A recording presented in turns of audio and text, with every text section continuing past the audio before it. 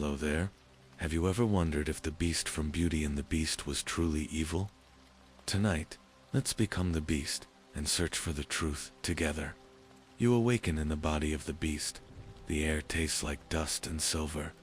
You wake to the scent of old wood and velvet left too long in moonlight. Something creaks softly, your own spine, maybe as you rise. The mirror has shifted again, just a finger's width. You don't remember touching it. The glass is foxed with age, but something behind the blur calls to you. Not a face, not a name, only warmth. Like a candle left in a window for a traveler who never returns. Your body is not what it once was. Joints ache in ways bones should not. A claw grazes. The hem of a sleeping robe you didn't know you wore. Deep, violet velvet, lined with faint embroidery, golden roses, dancing wolves, and a single stitched phrase where the heart might rest. You are still you. You can't tell if that comforts or mocks you. Your voice, when it stirs, startles a dove from the high beams. You murmur to the silence, was I dreaming or remembering? Before we begin, don't forget to like this video and subscribe to my channel, where the world's forgotten stories are gently whispered back into memory. Now, dim the lights, maybe let the breeze sway your curtains, and come drift into this untold tale with me. The mirror sleeps, or at least, it pretends to. It rests against a stone vanity, veined with dust and claw marks that haven't faded. Its silver frame is tarnished like an old crown. You catch yourself in the glass, or something that used to be you. A muzzle, yes, eyes too human, a mouth filled with regret and teeth. You used to cover it with a cloth, but the cloth always slipped away in the night. You move through the room like a memory unsure of itself. Tall windows shudder behind drapes, as if even the wind hesitates to enter. There is a ritual here. You don't remember inventing it, but you obey. Comb the fur, drink the cold tea, touch the mirror, once, just once, and each time, something changes. Today, the reflection shows a second chair behind you. You do not. Turn around. Your body remembers pain before your mind does. A burning across the left shoulder, not from battle, but from vanity. You tried to scrub the beast off once. With fire, it didn't work, but it got you out of a marriage proposal. You chuckle at the memory. A low, gruff thing. The sound of boots on gravel. Funny how setting yourself on fire can be more polite than saying no thank you. Another laugh. Once, a mouse had nested in your slippers. You wore them for a week before you noticed. The mouse seemed happy. You still miss her. The third, you used to pretend your claw marks on the furniture were decorative flourishes. You even gave them names. The long one down the wardrobe, Sir Scratchalot. Humor is survival. It lives in the spaces where sorrow dares not tread. The mirror pulses. You drag one claw down its edge. It shows the castle not as it is, but as it was, filled with warm light, music, and silhouettes that never spoke above a whisper. You were once a boy, or perhaps something softer than that. Someone pressed a daisy chain into your hair and told you, don't forget what kindness smells like. You forgot anyway. The mirror flashes, and for a heartbeat, you see a girl. Pale blue dress, eyes like clear skies over a dying garden. She's laughing, not at you, but not quite with you either. You whisper her name, though it feels borrowed. Belle. Or was she the one who betrayed you first? You reach toward her, and the mirror cracks. A fine silver thread across the center, like a single hair fallen across your sight. You feel nothing. No, you feel everything. You step away. The room no longer fits. Too small, too heavy, too haunted. The chair behind you is gone now, or perhaps it was never there. But the cushion is still warm. Roses do not bloom alone. You step into the garden long after the world has turned gray with dawn. The dew clings to your fur in pearls, delicate and presumptuous, as if it dares to believe you belong to morning light. Vines have swallowed the trellises whole. The statues are blindfolded by moss. One of the gargoyles cries ivy from its mouth, as if mourning something even older than you. And beneath it all, the roses still grow. Oh, the roses. Hundreds, thousands.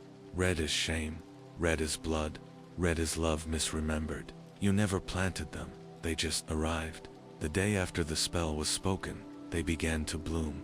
You told yourself they were your penance, or maybe, your jailers. Either way, they never asked permission. You crouch beside the oldest one, the single rose beneath the glass. Still beautiful, still untouched, still counting down. A petal falls. You don't weep anymore. It's become impolite. A memory scrapes its claws across the back of your thoughts. A girl, shivering beneath a rosebush, holding her father's hat. Please. He didn't mean to steal it. Did he? Or did you only want to believe he didn't? Back then, you thought you could bargain your way out of loneliness. A trade, her father's life for her presence. You never asked for love, only company. You once tried the same deal with a passing goose. She laid one egg and flew away. Good boundaries. You respected that. You smile. The morning air brings with it the smell of bread you haven't baked in years. Your claws were never gentle enough for kneading, but Belle had flour in her hair once, and you pretended not to notice, even though she looked like a powdered ghost. You told her, "I never eat breakfast." "Too risky?" she asked. "Why?" You said, "Because it might be my last meal before someone stabs me with a fork." She didn't laugh. You did. That was enough. Near the fountain cracked and empty stands a sundial. The shadow moves counterclockwise. You stopped fixing it 100 years ago. It was more honest that way. A soft breeze pulls a scent toward you, not the roses, but something else. Honey ink, her perfume, maybe. Or the memory of her books, stacked in piles in the library where your voice dared not echo. She once asked why you kept so many unread volumes. You told her, "Because when I forget myself, the stories remind me how to pretend." Sometimes, pretending was enough to feel real, but not today. You kneel in the dirt. A thorn pierces your palm. Blood wells up like truth. The roses lean toward you. "Why do you grow?" you whisper. They do not answer, but one begins to wilt, just slightly, and you wonder if it's mourning with you, or mocking you. Some days, you swore they whispered her name. Belle, Belle, Belle. You tried shouting back once. The echo didn't return. A gentle rustle, and for a breath, you think she's behind you. But no, only the wind, plucking petals like secrets from a dying bloom. You reach toward the glass dome again, the final rose, still perfect. You long to ask it what it means to be chosen, to be watched, to wither with purpose. Another petal falls. You catch it. It feels lighter than regret, heavier than hope. You close your eyes and remember her laugh. The real one, not the first time, not even the 10th. It came when you said, "If you kiss me and I turn into a prince, I expect at least 3 days of dramatic fainting." She'd rolled her eyes and said, "I'd kiss a toad before I kiss a narcissist." And still, she stayed. Why did she stay? Was it kindness, or duty, or was she cursed, too? The rose doesn't answer. The wind shifts. Somewhere, a door closes, not in the castle, but in your chest. Perhaps she never loved you at all. Or perhaps love was never what you thought it would be. You rise, slowly, ached and muddied. The roses watch you go. They do not speak, but the thorns scrape your arms as you pass, as if asking, was the promise ever yours to make? The boy with no name. The nursery door has no key. It opens only when the castle chooses. Today, it yawns wide like a sigh. Old hinges whispering secrets you no longer wish to know. You step inside, ducking beneath a half-collapsed mobile of painted stars. They twirl slowly, as if remembering. Dust lies thick, but not untouched. Tiny claw marks track across the toy chest.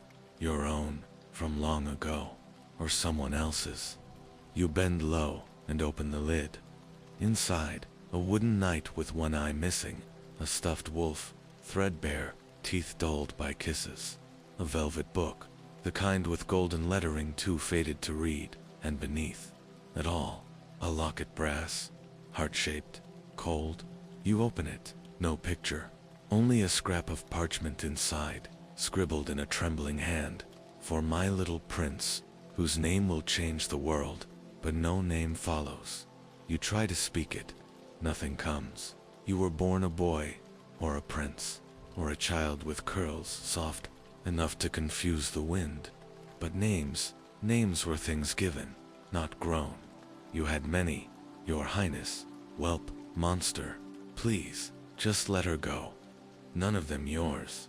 Once, an old tutor called you clever as a curse. You liked him, you turned him into a mirror. Regret came later, like dust after thunder. You glanced toward the rocking horse. Still, it rocks just a little, as if a child had just climbed down, and here it comes again, the ache behind your ribs.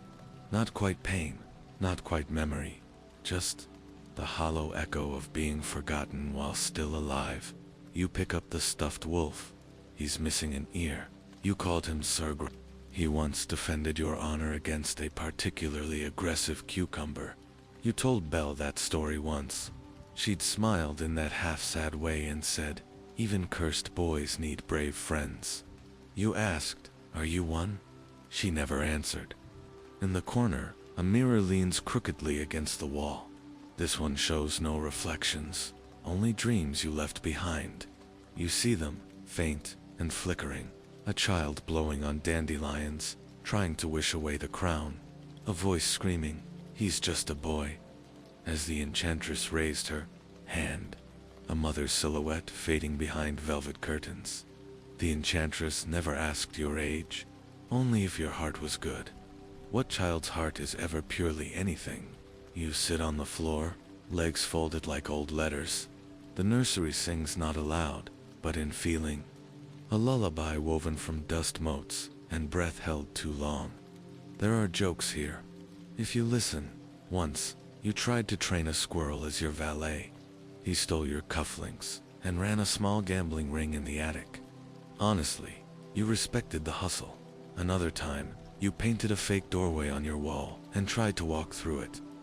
You sprained your pride, and one summer, you renamed every spoon in the castle and gave them personalities. Belle found Sir Stirringham under her pillow and accused him of espionage. You both laughed, and then she cried, but not for the spoon. You rise. The floor creaks like old bones beneath your weight. You walk to the window, covered in gauze-tin curtains. Beyond it, the edge of the woods, trees tall as cathedrals, fog like spilled milk between them. Somewhere out there, the world moved on without you. Forgot your name, remembered only the fur, the claws, the growl. The locket in your paw clicks shut. Still no name. Perhaps that's why the curse lingered. Not because you were unkind, but because no one ever gave you the right to be human. In the first place, you leave the nursery. Behind you, the mobile turns once more. A soft creak. One star falls. Asterisk, the ballroom without a dance. The chandelier groans as you enter, as if even it remembers the weight of once upon a time. Crystals sway, gently, disturbed by your breath, or maybe by memory. Moonlight slides in through cracked stained glass, painting the floor in fractured rainbows, beauty in ruins. You tread carefully across the marble tiles. Your claws click softly, like apologies. You used to storm through this room. Now, you move like a ghost, asking permission. The grand piano stands in the corner, covered with a lace shawl. Belle once played it, only once. Her fingers hovered above the keys like wings, unsure of the wind. You didn't dare join her, but you watched. You always watched. You try a note. It wobbles out, flat and tired, like a sigh from the instruments. Soul. It reminds you of your own laugh on lonely days. Startled, rusty, too loud in an empty room. You chuckle now, remembering when you tried to teach Lumiere the waltz. He kept dripping wax everywhere, and Cogsworth tripped over his own pendulum trying to keep up. "You're all fire and no footwork," you told him. Lumiere replied, "At least I'm hot." Even now, the ghosts of those jokes linger like candle smoke. You let them curl around you. The walls bear portraits, long turned to shadow. One remains intact, a young man with two large eyes, dressed in ceremonial velvet. You step close. Is that you? You can't tell. The face seems to clean too. Certain to forgiven. You reach out and find a smear of dried paint where the heart should be. Someone had tried to cover something, a name, a wound. Behind you, something shifts. The room inhales. In the center of the ballroom lies a single slipper. Not hers. Yours. Glass, sharp, broken at the heel. You once wore it in jest. Belle laughed, until she cried. You didn't know she needed that cry until later. Sometimes people laugh hardest when their hearts are full of cracks. You sit where you once danced, not with her. No, not truly. There was a night, soft, candlelit, rain tapping gently on the windows like a polite ghost. She offered you her hand. You hesitated. You feared touching her would break something. Her, you, the spell, the world. So you said, maybe. Tomorrow? There was no tomorrow. Or maybe there were too many, and you stopped counting. She left the next morning, said she needed to see her father, promised to return. You gave her your word. A promise as fragile as the glass slipper. The castle watched you wait, and wait, and wait. The ballroom grew colder each day. You stopped lighting the candles. The dust began to hum lullabies, and the mirror, always the mirror, it showed her leaving, not looking back. You threw it once. It cracked, but wouldn't. Shatta.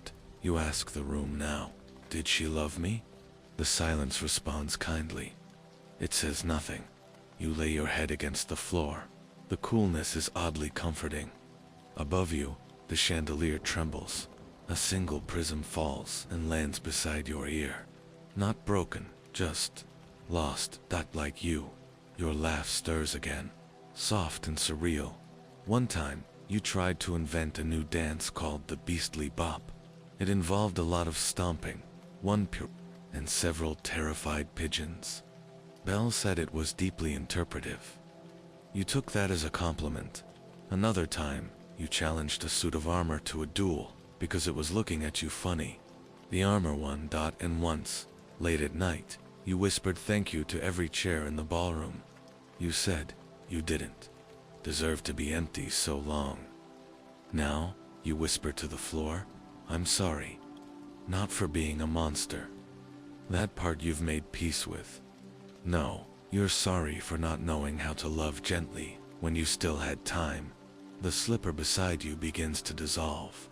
Not melt, not break, just fade. You don't stop it. The moonlight shifts, the rainbow tiles vanish, a shadow touches the piano, then slips back into silence. You rise tomorrow. You will return here, but tonight, you carry the ballroom inside your chest, like music that no longer needs to be played. The mirror that remembered it waits where it always has, upon the pedestal of carved obsidian, wrapped in cobwebs fine as spider lace. You haven't looked into it in a long while. Not since the last lie you told yourself. Show me the girl, you whisper, just to see what it does. For a long moment, nothing, and then, her face, no, not quite. It's a flicker hair, like falling dusk, eyes like unsent letters. She is older, softer around the mouth, perhaps. Or maybe that's the distortion. Memory always edits the soul with a gentler brush than reality. She is reading a book you once kept hidden behind a panel in the library. The Boy Who Named the Stars. She found it, of course. She always did. You want to smile. but the glass offers no comfort. Does she remember me? You ask. The mirror swirls. Shows only fog. You chuckle bitterly. Fair enough. Your own face shimmers back at you. Not the beast, not the boy. Something in between. Your eyes have become doors, the kind that creak when opened too late. You reach out, paw against the cold, smooth surface dot. The mirror hums. A memory presses against your skin. A girl in a yellow dress, spinning too fast, laughing with the kind of joy that bruises the heart. You were in the library. She had pulled you into the dance, despite your protests. No one's watching, she said. I am, you replied. She stopped spinning, then looked kindly. You didn't understand then what it meant. Now, you live inside that sentence. You glance down.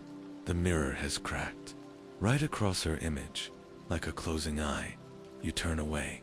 It calls after you, not with sound, but with ache. The kind that lives in your spine, in the spot where your name should be.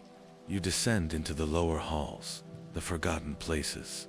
The magic here is thick, heavy, like old honey. Symbols etched in the stone glow faintly.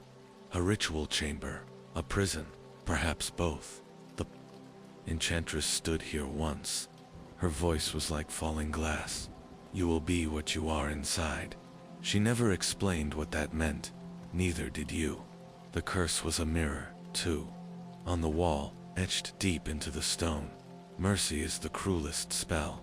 You never understood that line until Belle cried and said she forgave you. You asked, for what?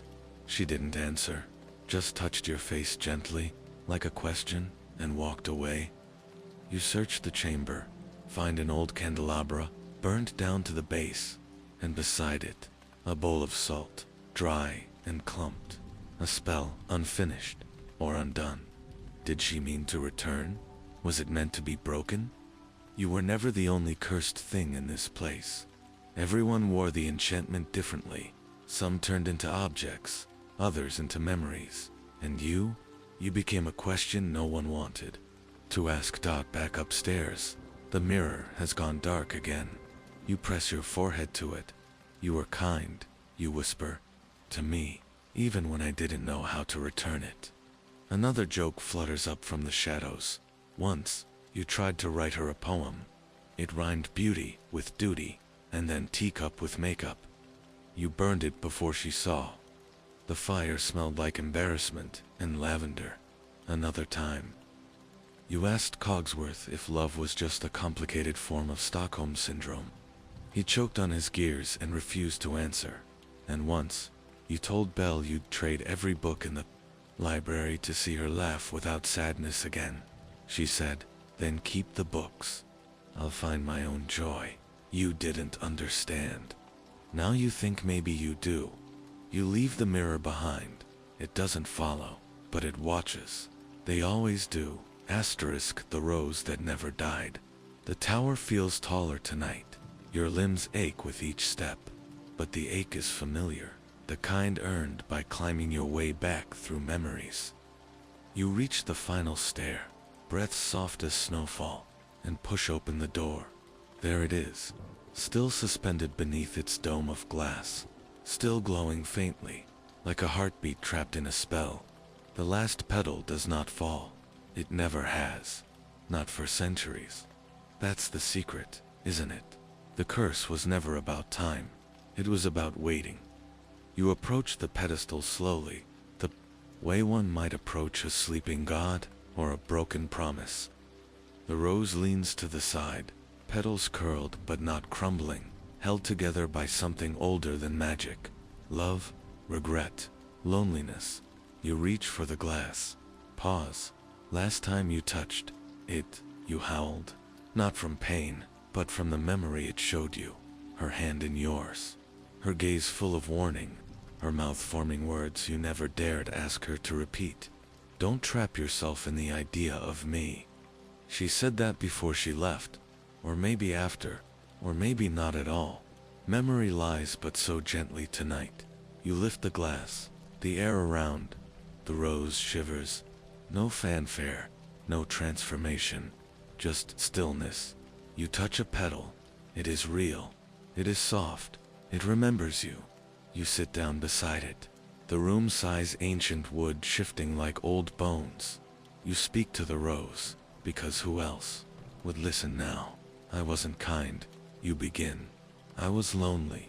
I thought if someone loved me, I'd become human again. A pause. I didn't realize I already was. Outside, the wind turns. Mist kisses the windows. Somewhere below, the castle stirs. The servants, your companions, your victims, they're gone now, released or worn away. Lumiere's flame, Cogsworth's ticking heart, Mrs. Potts, with her lullabies. You remember how she once told you, even a chipped cup can still hold warmth. You laughed, said, then what am I? A shattered vase. She smiled. A garden waiting to grow again. You rest your head against the pedestal. Maybe you're not the monster. Or maybe monsters are just what happen when grief has nowhere to go.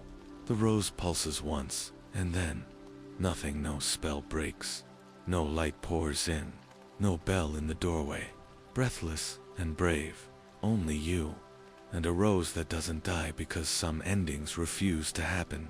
You tell one last joke, quietly, to the air. You know, I still think I looked dashing in that cape. Fur or not. Then another. Belle said. I growled in my sleep. I told her I was dreaming about taxes.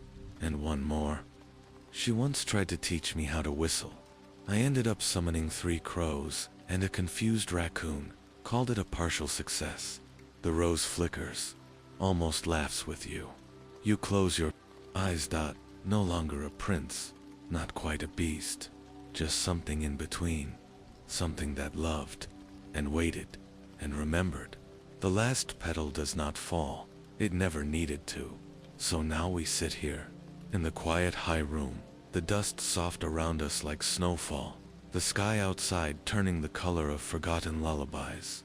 You are tired. Not just in your body. But in your soul. The kind of tired that only comes from holding too many truths at once. You were feared. But only because you could not be understood. You were cursed. But perhaps the real curse was silence.